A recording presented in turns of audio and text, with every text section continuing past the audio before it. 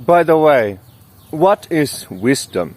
Now there's a question. Let's take a couple of reflections and definitions, scout the lay of the land, starting from information. Then there is knowledge, then insight, and then wisdom. What is all of this? Now, information, that's just data out there. There may or may not be a knower to that information. We're hoping that the data is information, do a reflection of what is. Then, for knowledge to be, there has to be a knower, someone who takes in all of that information and processes it into a coherent whole.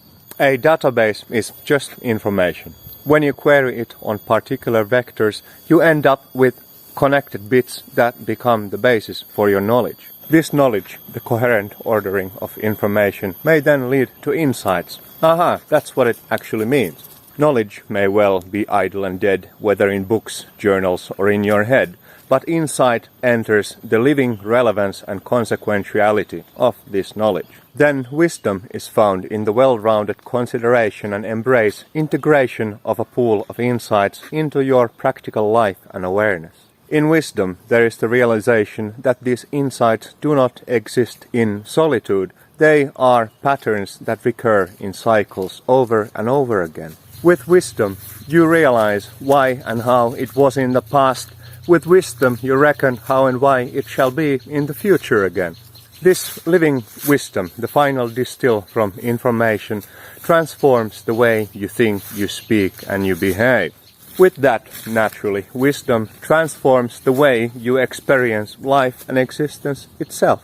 This pathway from scattered information to coherent knowledge to living insight and convergent wisdom exists in any number of concerned domains. Some of them more concrete and narrow in their scope, some broader, more universal. For your conscious evolution, direct this lens and apply these tools from inquiry into distillation toward yourself itself for well-rounded self-awareness. When the scattered and isolated bits of self-information ripen and aggregate into a field of convergent self-wisdom, life will never be quite the same again.